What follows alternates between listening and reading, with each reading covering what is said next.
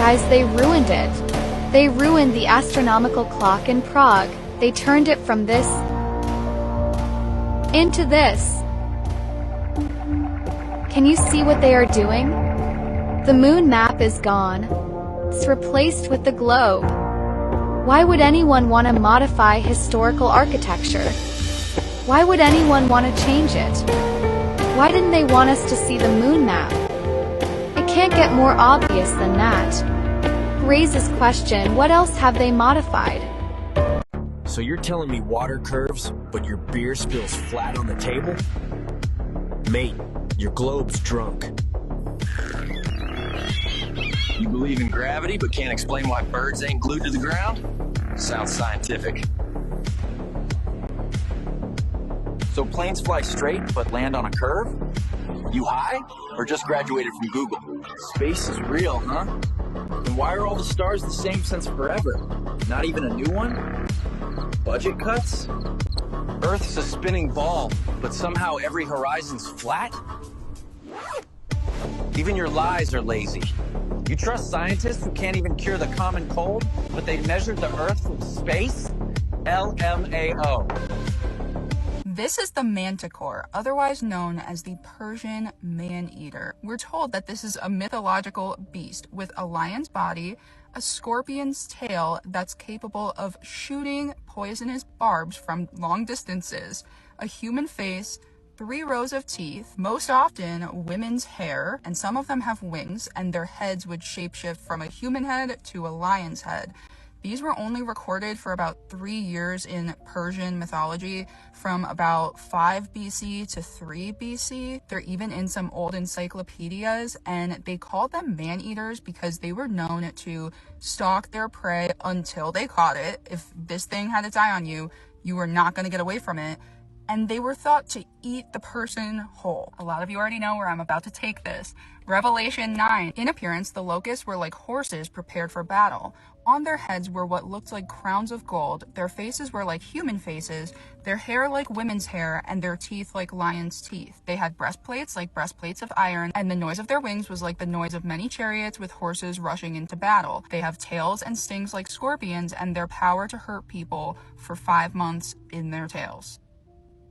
I think it's time to take a deeper look at everything they've ever told us was mythology, because...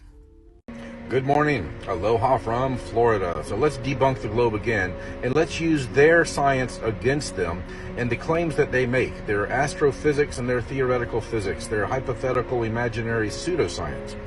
For one, the vacuum catastrophe, also known as the cosmological constant problem. The theoretical physicist Michio Kaku says that it is the largest mismatch in the history of science. It's also called the biggest failure in the history of physics. But instead of looking at their theory and considering maybe their theory is wrong, they just continue to do math magic and chalkboard calculations to try to confirm their theory. Thus, 96% of their model is dark matter and dark energy, which no one knows what that is. No one has ever proven it. And another well-known physicist, an astrophysicist, Neil deGrasse Tyson, has said, we are 96% stupid about the universe. Why? Because 96% of their theory depends on dark matter and dark energy, which has never been proven. And then you have the 3-body problem, which no one has ever solved, no one ever will solve it. It's where they cannot get more than 2 bodies of mass rotating and revolving around each other until the entire system becomes chaotic and collapses on itself and destroys itself. And they allegedly have a couple of 100 bodies moving around in space in perfect clockwork order. Okay, so you've got the vacuum catastrophe, the cosmological constant problem, those are the same thing. The biggest failure in physics. You have 96% of their belief system being dark matter and dark energy, and you have the 3-body problem. But instead of just considering that maybe they're wrong about their theory of the Earth being a spinning wet rock in outer space, they just continue on teaching children that the Earth is a globe, that the sun is huge and far away, when we can see with our own eyes the Earth is flat. We can feel with our own senses the Earth is stationary. We can see clearly the luminaries are moving over us in perfect divine clockwork order. The Earth is flat and stationary. Check out Vika Drazev, The Mechanical Realm. It's a documentary about the Antikythera mechanism. I am in that documentary with him and a few other great people. Learn more about the sky and how the motions of the luminaries work. What they are, what powers them, we don't know. But how they move, that's been well known, well documented for thousands of years. It makes absolutely perfect sense on this map. It makes absolutely perfect sense in every ancient cosmology. The geocentric cosmology is our observable, objective reality. The heliocentric hypothesis is a scientific absurdity. Have a great day. God bless.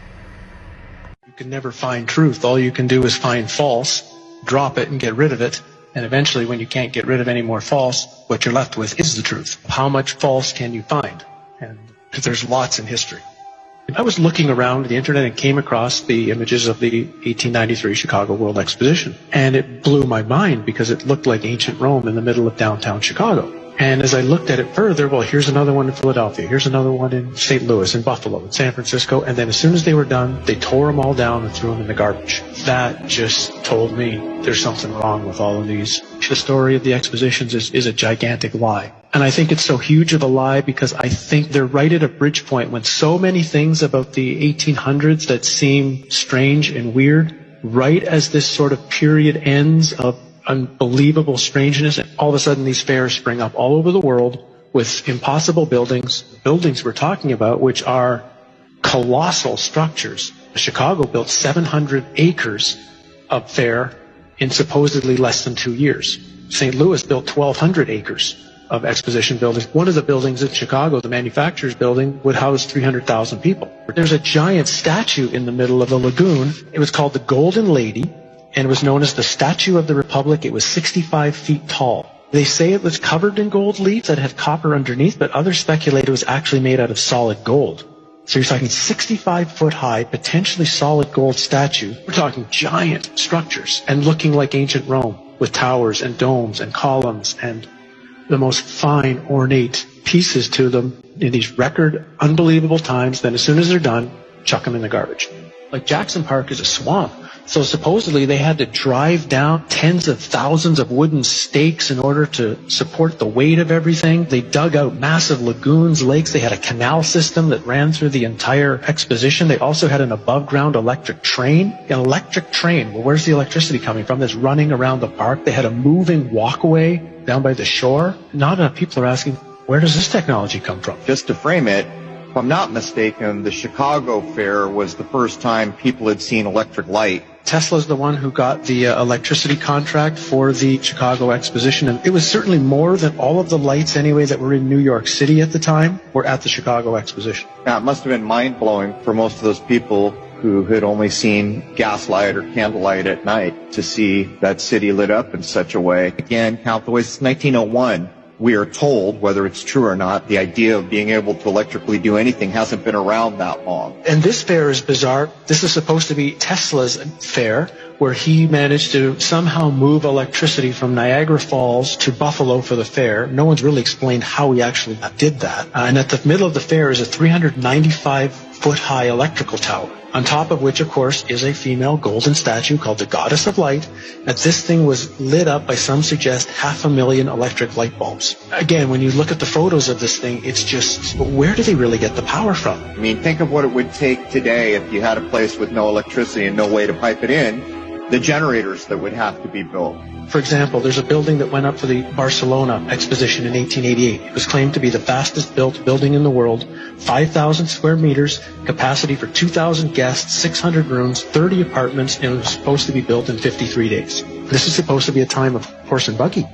The 2-year building times are actually impossible unless the two most likely theories would be either A, they had a technology that they're not supposed to have, and it really was built in that time frame. Even if they built them, they had to build them out of marble and stone in record time, or the buildings were already there. They'd been there for hundreds or thousands of years, fixed up, refurbished, repainted, hence the term whitewashed, which is the term that was used for the Chicago Exposition, which was paint all the buildings with this brand new spray paint that they had just developed to spray paint all the buildings in record time, so you couldn't tell if anything was old or anything was new. How long did these things tend to stay open? When they built these things, supposedly over 2 years, which is the narrative, how long were they there for? About 6 months.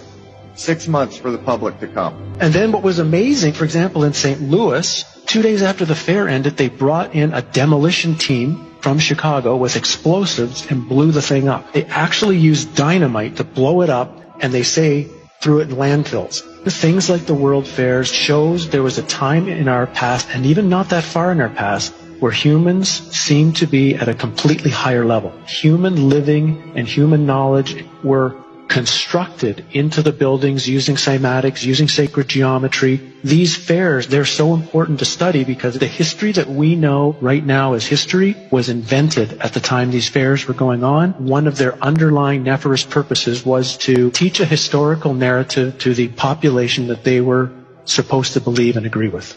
And scarily, the world we're walking into today is in some way has its origins during the time of these fairs.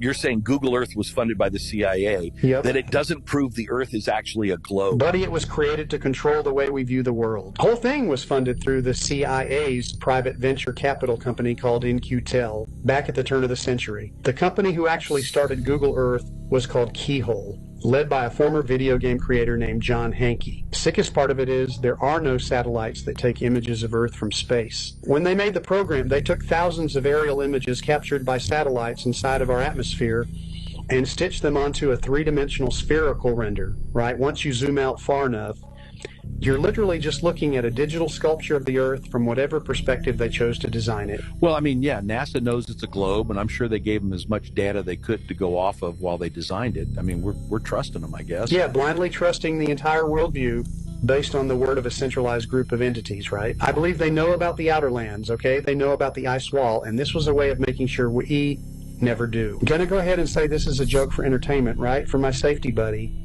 In a hypothetical situation where somebody that thinks the Earth is a ball sues somebody that thinks the Earth is a level topographical plane in court, don't you think if we were actually on a ball that spins, is on a tilt, orbits the sun, and chases the sun through space, don't you think it would be pretty easy to win that court case? Well, guess what?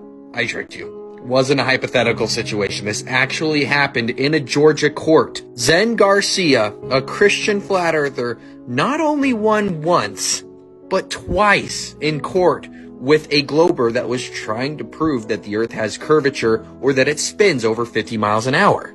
Here are some of the details of the court case. Thompson countersued Garcia for $15,000 and not lost once, but twice again. Reason the judgment was not ruled in Thompson's favor is because he tried to prove the Earth's curvature by using a computer software that he designed, and Garcia rejected it because the contest agreement stated that he wanted a real-world experiment. You actually look into the court case, you'll read here, the contest.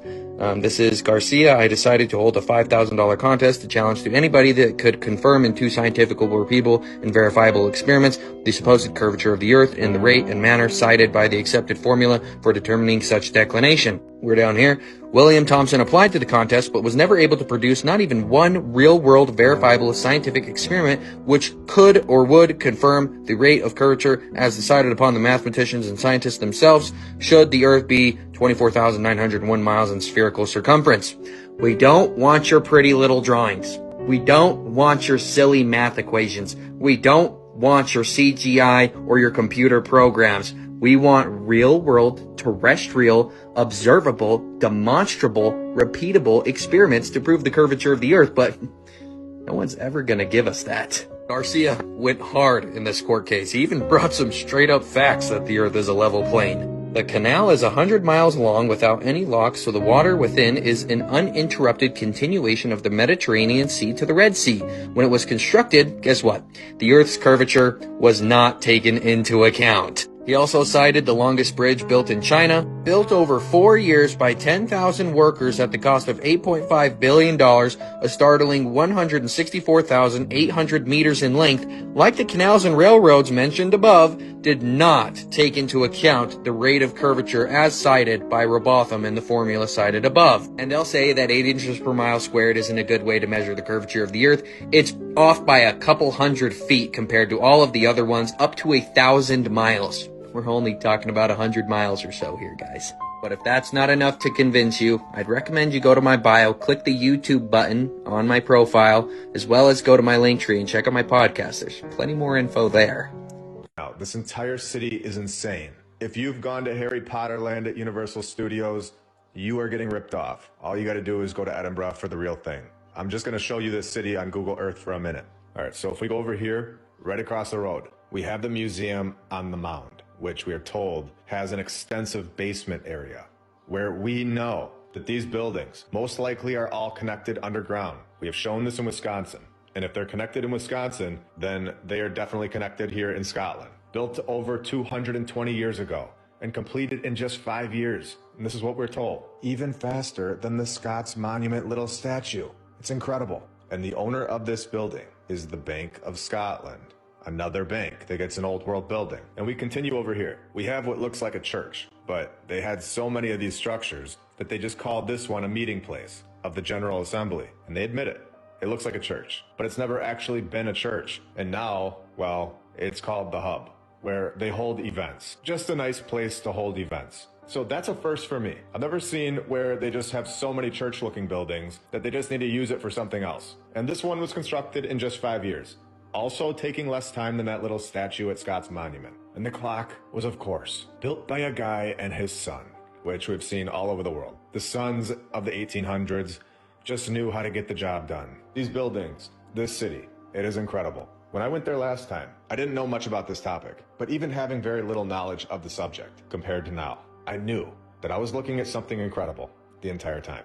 I really can't imagine what we would find if we went back. I think it would be a lot of fun. So right over here, right next to all of this, we have this massive castle where the mainstream narrative now just gets wild. Is the Earth flat or round? It is 100% without a doubt flat. It's flat. It don't matter what people say. There's no such thing as gravity. It's magnetism, electromagnetism. That's what your heart center is. You have a toroidal field. Magnetism can be proven. Gravity cannot be proven. Gravity is still considered a theory, just like the Earth's core is considered a theory. The Earth being flat is I can see it with my own eyes. There's no fucking curvature. I go on the top of a mountain. I can look all the way that way, and I can scan the whole horizon and see that it is horizontal. Horizon. Horizontal. Fucking, it's not rocket surgery. They've made it so complicated and stupid. It's a projection. We don't know where it ends. I don't know if it does. I know it's a projection, but at the same time it could end. Who knows? Why they control the weather climate? Because that's our energy source. Listen, the sun regulates your outer energy. That's why men's cycles follow the sun. Women's cycles follow the moon, which is the feminine energy. There's 0 and 1. That's in the Sumerian text, the most ancient text that exists. At the beginning, there was zeros and ones. And they say what in the Bible? At the beginning, there was Adam and Eve. But the truth is, there was zeros and one, masculine and feminine. The sun and the moon. I don't know if it was the sun and the moon, because now I'm fucking reading shit that's saying that the moon was not here back in the 1400s. This is what got me banned on TikTok the first time. Is it wrong? Is it right? I don't fucking know. That's just the information that I come across. But my point being, the sun governs your energy, and when the sun goes far away and the moon is above you, then the energy inverts itself. That's why your creative mind is when the moon is above you. That's why people are night owls. That's the best time to create. That's another reason why women follow the moon cycle. Their period follows the moon cycle. That's why we live in Egyptian mythology, because we have Horus, which is the sun, and we have the moon. Horus, moon, hormones. The horoscope. Horizon. It's all the Horus's zone. Hang. Poop.